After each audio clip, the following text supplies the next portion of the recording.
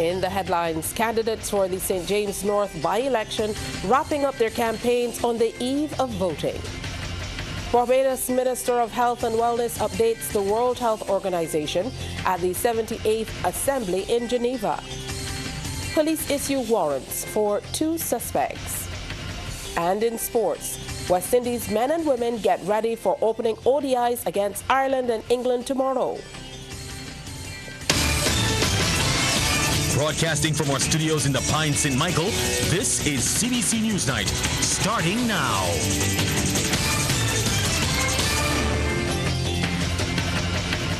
Good evening and welcome. Thank you so much for joining us. I'm Tisha Hines. We begin Newsnight on the campaign trail.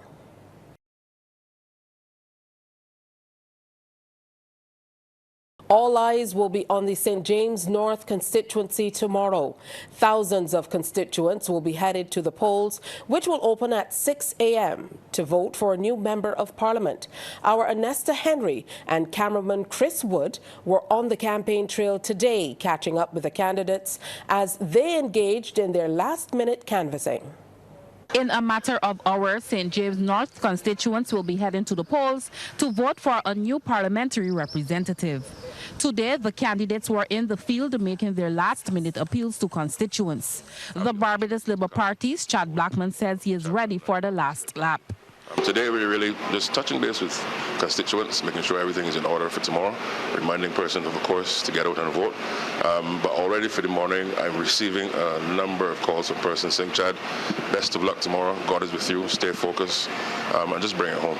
And that is really giving me a sense of calm and a sense of reassurance, because as I've said throughout the entire campaign, you cannot take any election for granted, you cannot take anybody for granted. And yes, people are excited to vote for me, but it only matters if that X is in the box. So I also want to use this occasion to say to residents, make sure you get out and vote. The Democratic Labour Party's Felicia Dujon was reminding constituents to do what she termed as the right thing. As human beings, we're a little bit exhausted, but the exhaustion is really from doing the right thing, that you know that you're doing, there's a cause, there's a purpose, there's a mission, and that has continued to be our platform from since then. So today, we are in Upper Carlton, where we'll have a meeting, our last meeting here this evening. So we just came to do a site inspection and also to just let our constituents know that we'll be a little loud this evening, not too loud, but we will be here projecting our mission and the concerns that they have raised with me that I've already addressed last evening, where I give a report to not only the constituents but to the country to know what is happening through the time I've been canvassing here for the last 3 weeks. And the Community Empowerment Party candidate Stephanie Williams is also ready for voting day. I am feeling just like I felt when I started, excited. I'm happy to be out here talking to the many persons I've met. It has definitely been a journey, something that's new, and I can say that I have learned a lot. Yeah, so I am looking forward to tomorrow, where everything concludes and we know the results, and we could get to doing some serious work for the people in St. James North, whatever the outcome is. CBC News was unable to get hold of Bajan Free Party candidate Alex Mitchell, who was missing from the campaign trail. Anesta Henry, CBC News. The 4 candidates are expected to give their final remarks tonight ahead of the by-election tomorrow. As the campaign trail draws to a close, some residents in the constituency have been open with their expectations. A CBC News crew took to the constituency and asked some residents for their views. What I want to see is the projects and programs, right? Along with the care for the elderly and also for the younger generation, you know, to better help improve with their skills and programs. I would like to see the youth more come together. If you could get a program where we could get the schools, incorporate the schools into like sports programs and things, keep them off the blocks and stuff. We got to look forward for our future, and we got that in the youth. And that's the only way this country I can see going ahead. It's through the youth. Not me, we are the growing generation, it's the youth that we got to more entitled and get them more into fitness and stuff like that. Because this generation right now is seeing a lot of obesity and bad eating and stuff like that. We need to get our community, not only the youth, but the the older ones too need to get their diet programs and their fitness schedules on the right path. The gully itself, there's a lot of holes and bridges and things that need repair, and it could be very dangerous because since that Hammond's Road is actually blocked, I realize that a lot of traffic that's come this side, and the slip is very slippery when it's damp, so that is the area of concern. And basically, I lay more attention to the sports because we have we like to see more representatives coming around and so forth and support towards the club itself. I would like to see them a lot more often in the area so that they can socialize a lot with the people and get to find out the necessary things that need to be done in the community, that it will be a better place. Well, CBC will have all-day coverage of the by-election tomorrow. It starts with live reports from 6 o'clock in the morning on Q100.7 FM and 94.7 FM on the voter turnout, and it will culminate with analysis and live updates of the counting on TV8's Election Watch, which will also be simulcast on radio from 8 o'clock in the evening, right after Newsnight. Our very special guests will be political analysts Peter Wickham and Dr. George Brathwaite, who will be joined by representatives of the two main political parties. And even before tomorrow, the coverage continues tonight with TV8's Behind the Ballot, a very special St. James North by-election with our own Crystal Hoyt. You don't want to miss that. Plus, just after that, that begins at 8:03. So after Newsnight, you go to that, and following that, at 9:03 will be another Election Watch special. CBC is definitely the place for the by-election. The 78th World Health Assembly has opened in Geneva, Switzerland, with a broad appeal to global solidarity as delegates from around the world gather to confront mounting health, climate and financial challenges. The Barbados delegation is led by Minister of Health and Wellness, Senator Dr. the Most Honourable Jerome Walcott. Director General of the World Health Organization has urged member states to remain focused on shared goals, even amid global instability. He notes while there are many achievements to celebrate, several countries are facing significant challenges. The Assembly runs through to May 27th and brings together delegates from 194 member states under the theme One World for Health. Many ministers have told me that sudden and steep cuts to bilateral aid are causing severe disruption in their countries and imperiling the health of millions of people. In at least 70 countries, patients are missing out on treatments, health facilities have closed, health workers have lost their jobs, and people face increased out-of-pocket health spending. Although this is a challenge, many countries also see this as an opportunity to leave behind an era of aid dependency and accelerate the transition to sustainable self-reliance based on domestic resources. The Barbados Minister of Health and Wellness, as chair of the WHO Executive Board, updated the session on the outcome of the organization's 155th and 156th Assembly. They covered a range of topics from universal health coverage, a draft global traditional medicine strategy, and air pollution. Climate change and health was also a topic. The board also noted the report on climate change and health and decided that the Secretariat would continue facilitating intersessional consultations to enable adoption of the draft Global Action Plan at the present meeting of the Health Assembly. In relation to the fourth pillar, the board noted the reports on financing and implementation of the Programme Budget 2024-2025 and the proposed Programme Budget 2026 to 2027, and adopted a decision point on the resolutions and priorities for adoption by the Health Assembly. And even more good news, Barbados is among 4 new members of the World Trade Organization's Fisheries Funding Mechanism. The voluntary fund, established under the WTO's Agreement on Fisheries Subsidies, provides financial support to developing and least developed countries to help them implement the agreement and achieve more sustainable fisheries practices. The Ministry of Foreign Affairs says this strengthens the voice of small island developing states, or SIDS, in global efforts to ensure sustainable fishing. The other countries to come on board are Haiti, the Seychelles, and Mauritius.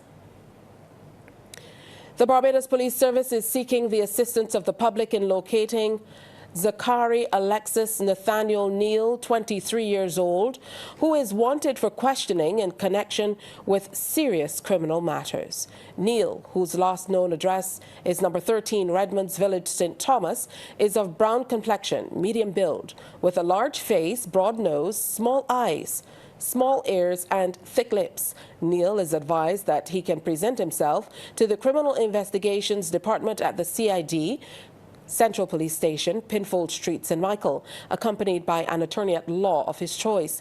Any person who may know the whereabouts of Zachary Alexis Nathaniel Neal is asked to contact the CID at telephone number 430-7189 or 430-7190, police emergency at 211, Crime Stoppers at 1-800-8477, or call the nearest police station.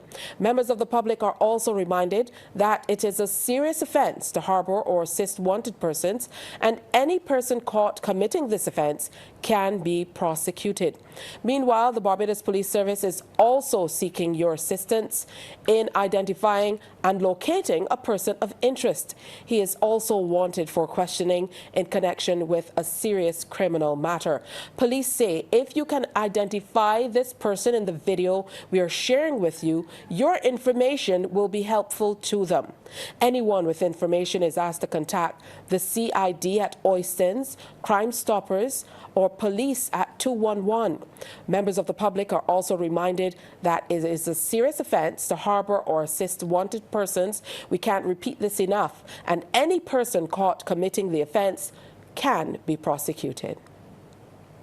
Meanwhile, 2 teenagers charged with a series of burglaries have been remanded. Jelani Jr. Jaquez Skinner, 16 years old, of Coles Cave, St. Lucie, and 15-year-old Mina confessed to breaking into several schools in the Northern District, including Sailor Primary, All Saints, Roland Edwards, Gordon Greenwich, All Saints Nursery, Coleridge and Parry and Darrell Jordan schools between July 10, 2024 and May 11 to 12, 2025. Skinner was remanded to Barbados Prison Service, while the minor was remanded to the Government Industrial School. Skinner is scheduled to reappear in the Old Town Magistrates Court before Magistrate Wayne Clark on June 10th for sentencing. President Dame Sandra Mason and Prime Minister Mia Amor-Motley were among those gathered at Coral Ridge Memorial Gardens to bid farewell to Lady Pauline Walcott. Lady Walcott is the widow of national hero Sir Frank Walcott, the late former General Secretary of the Barbados Workers' Union.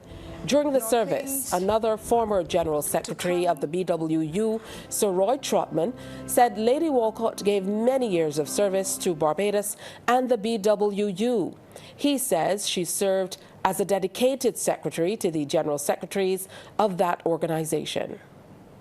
So whether we, like her, went through the tenantries in Bel Air and Bladesville area, or we passed through that and went to the illustrious Queen's College, or we move straight into a life of service, we have to be able to recognize and to respect that people live on through their contributions, as Pauline lived on and lives on even today through her general contribution to the working class of Barbados, and especially to those people in sugar.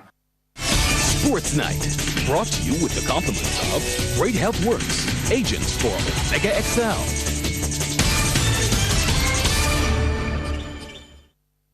Time now for the first part of sports, and Damien Best is here. Good evening to you, Damien. Yes, good evening to you, Tisha. Good evening to our viewers and listeners. Well, West Indies white ball captain Shea Hope says the team is upbeat and looking forward to the opening one-day international against host Ireland, which bowls off tomorrow in Dublin. Well, speaking at a pre-match media conference this morning, Hope said expectations were still high, even without the services of Shafane Rutherford and Romario Shepherd for the three-match series. John Campbell has been named as a replacement for Rutherford, while Jadea Blades will join the team for the following England tour as a replacement for Shepherd. It will be no cakewalk for the visitors, who at 9th in the world are 3 spots higher than Ireland. The last time the two sides met in January of 2022 in the Caribbean, Ireland emerged victorious 2-1 in that three-match series. Now, Hope says the weather is much warmer than the kind experienced on their last tour to Ireland 6 years ago, and it has helped the team to acclimatise easily. I think the boys are sweating now on this 13-degree weather in comparison to the threes that we had back in 2019. But, well, few of us, I can't say everyone. But the guys are acclimatizing pretty well. I think the few days leading up to the series certainly doing this well. I think whenever you come to these parts of the world, an extra couple of days will always be beneficial for the team. So guys are settling well and we're ready to go tomorrow. I would say it's a continuation for what we did over the last few months as a squad, especially back in 2024. And we still have the same goal in mind. And the few guys who've been in as replacements, they have been around the setup for a little while as well. Even not named in the squad, they've been around the team. So they have an understanding of what we're trying to achieve going forward. So we're all on the same page. Everyone is ready to jump on that same train and get to that 2027 World Cup. So I think we're very clear with that. With the weight of expectation squarely on the shoulders of Captain Hayley Matthews, West Indies women head coach Shane Dietz is hoping a fresh batch of players will rise to the occasion on their tour of England, which begins tomorrow. He believes this is not only to ease the load on their talismanic skipper, but also to carve out a new identity for Caribbean women's cricket. To be competitive here is going to be the ultimate goal. We've just come from Pakistan, where it was 46 degrees every day, and the girls had regionals, which was real hot, and we come here. We trained this morning, it was 10 degrees when we arrived. So you've got to get used to these conditions first and foremost, and we trained really well today, so that adjustment is starting to happen. So we just want to be competitive in every game here. We haven't toured here since 2019, I think the girls were saying. So it's been a long time, and the conditions are very different to what we used to. So we're going to acclimatise quick and then get out and try to be real competitive. As we know, we'll talk about soon, we've got some new faces in the team, so there's a lot of opportunities for some girls to really push their claims to be more of a permanent member of the team and the squad. The absence of star all-rounders Deandra Dottin and Chanel Henry leaves significant gaps both in terms of firepower and experience. Coach Dietz is urging others to grab the opportunity with both hands. We're missing probably 2 of the biggest hitters in world cricket, so that's obviously a big hole in anyone's team. But that just gives an opportunity for other players to step up and take more responsibility. We've been relying on too few for too often now, so the message is other girls need to step up and need to make a mark on international cricket, like Chanel's done in the last 12 months, and like Kiana Joseph's probably done in the last 8 months or so. We need more to step up and be a bit more consistent and put in match-winning performances. Well, the 6-match white ball tour features 3 T20 internationals starting tomorrow in Canterbury, followed by 3 one-dayers from May 30th. Play is set for 1:30 p.m. The Business Report, brought to you by the Youth Entrepreneurship Scheme, a department of the Ministry of Youth and Community Empowerment, supporting young entrepreneurs. In tonight's Yes Business Report, we take another look at the commencement ceremony for the Youth Entrepreneurship Scheme's 6-day Training of Trainers event, launched at the Ministry of Youth's Haggett Hall headquarters. It's being done in tribute to Clive Andy White, a Yes facilitator who passed away just last week. Ryan Broom has more. In her remarks, acting manager of Yes, Claire Innes, said they were pleased to host the Training of Trainers workshop, the focus of which was two-pronged, namely the business labs component and the integration of technology. In this room, we have a mix of youth workers, seasoned facilitators, UE students, business development officers, and mentors. And as we commence this week, we expect that by the end of these 6 days, you would have learned more about the business environment within which we operate, idea generation, group dynamics, turning ideas into businesses, and facing the Barbadian public with those chosen products or services. And she also told the participants they would be coached, equipped, and energized as facilitators to continue to impact the lives of young entrepreneurs. I assure you that you will learn a lot. You will be stretched and ultimately be better facilitators because of the training. And this will all be set against a backdrop of fun and in a relaxed atmosphere. This will be a window into how our young entrepreneurs will themselves experience business lives. The work that we do here matters. It changes lives and directly influences the lives of families, not in some abstract way, but affects the quality of lives of individuals and communities. And lead trainer of the workshop, Clyde Andy White, promised the participants that they would benefit significantly from the initiative. Because what we do, we divide the facilitators who are here, the same way we divide the students who come into YES into teams. And those teams compete vigorously against each other to see who comes with the best company, the best product, the best service, okay, and the best presentation. Meanwhile, in his address at the event, Minister of Youth, Sports and Community Empowerment Charles Griffith lauded the success of the initiatives being undertaken by YES, noting that his ministry is currently awaiting word from the University of the West Indies on certification for the YES program. To that end, I would have asked Ryan Mosley to interact with the University of the West Indies to try as much as possible to have the training that you will be providing for those persons who are coming to YES with a certificate that I can hang on the wall and say, look, Charles Griffith is now qualified to charge you X amount of money because I've gone through the training program at YES and I am certified. So your role in the next 5 days for the 23 of you who would have registered to do this program is to become a sponge and to ensure that the knowledge that you get from Mr. White, that you can then relate to your clients in a way that will impact their life, that will change lives. So you're going to become a teacher. For the YES Business Report, I'm Ryan Brew. Now, the Youth Entrepreneurship Scheme has issued a statement on the passing of Mr. White. It said the agency and the Ministry of Youth, Sports and Community Empowerment offer condolences to his family. It also noted that Andy, as he was affectionately known to the YES team, was the recipient of the first ever Stalwart Award for excellence at YES graduation ceremony in March. The statement further noted that Mr. White introduced the Business Labs methodology to the YES Entrepreneurial Training Program in 2012 and had been the lead facilitator for that module for the last 10 years. He subsequently trained many of the current facilitators to deliver the Business Labs module and provide yeoman service to YES. The agency added that Mr. White will definitely be missed by the YES family.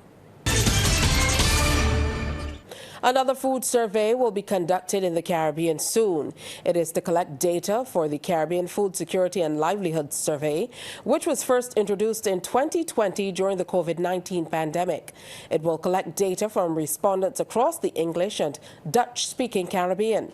As the region continues to address the impacts of environmental issues and global conflicts, there is an interest in understanding how external changes can impact access to food across the region. In addition to looking at trends in access to food, the survey has focused on the impact of changing conditions in key sectors such as agriculture and fishing. Sports Night, brought to you with the compliments of Great Health Works, agents for Omega XL.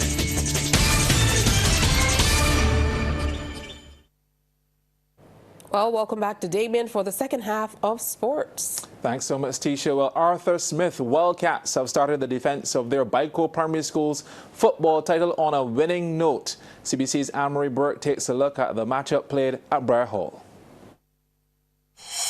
It's that time of year again. Primary schools, Bico football, and the defending champions Arthur Smith Primary signal early they are right to hold on to the title. And it started today at Briar Hall as they got past St. Lawrence Primary. They got the ball rolling early as this throw-in would find the boot of Torian King, who volleyed over the keeper's head to put Arthur Smith in command. That lead would double as this free kick produced their second goal thanks to Tyreek Small, and boy were they celebrating, going into the half up 2-0. But no sooner than the second started and this happened. A handball and a penalty was awarded. So who had that task? Casario Holder-Moore, and he eases it past Arthur Smith, go up 3-0. St. Lawrence will get themselves on the scorecards though. The kick looks good, but it's another handball, so a free kick is given. And what a sweet curve from young Andre to do the trick. St. Lawrence with their first in. And so nice, he did it twice. This time from the penalty spot, and the game is now 3-2. With the pressure on, both teams are going at each other hard, and this little one is brought down just outside the box, so it's a free kick. And who better to take it than Holder-Moore? And from long range, it's a winner. Arthur Smith Wildcats begin the defense of their title with a 4-2 win over St. Lawrence. Anne-Marie Burke, CBC Sports. Yeah, thanks, Anne-Marie. Rhett Cumberbatch of Barbados is the men's 35-44 age group champion as the curtain came down on the BCQS Barbados International Squash Masters tournament over the weekend. Playing at Marine Gardens, Cumberbatch got past Othniel Bailey of St. Vincent in a thrilling finale. Who's up for some Squash Masters men's 35-44 final featuring local lad Rhett Cumberbatch in the blue shirt versus Othniel Bailey of St. Vincent and the Grenadines. No need to warm up. The very first play brought out the best in each player. Cumberbatch with a kill shot just above the tin, and Bailey doesn't have the answer. We all knew it wasn't going to be a straightforward final. The Vincentian backhand acknowledged by the spectators. He went up 3-1. But Cumberbatch, now fully engaged, started to execute his game plan. Wonderful placement. Such was the confidence and swagger of Rhett that he was producing some daggers from the backcourt. That was unplayable. From being up 9-7, Cumberbatch would seal the first game at 11-8. In the second we go, lots at stake with Bailey looking to level. He leaves Cumberbatch out to sea. But Cumberbatch had that racket dialed in. A subtle change of speed, lethal. Power could bring you similar results, and Bailey set the trap, bringing his opponent to the front court. Then he crushes it, point to Bailey. However, Cumberbatch would move one game away from closing out the contest, taking the second at 11-9. The fear of losing in straightforward fashion seemed to light a fire under Bailey. This was the play of the third. He progressively got better, and Cumberbatch would now have to refocus and try to wrap up the assignment as Bailey makes it 2-1, taking the third 11-9. Into the fourth and decisive game, the intensity at 100% and the movement around the court telling the story. Cumberbatch up 7-5 and fighting fit. He wants that title and was putting everything into it. The backhand leaving Bailey frozen in time. Down by 2, 7-9. What can Bailey conjure up? Cumberbatch picks out the 10 at the base of the front wall. Point Bailey. But Cumberbatch kept finding ways to inch closer to that finish line. The drop shot was eye candy.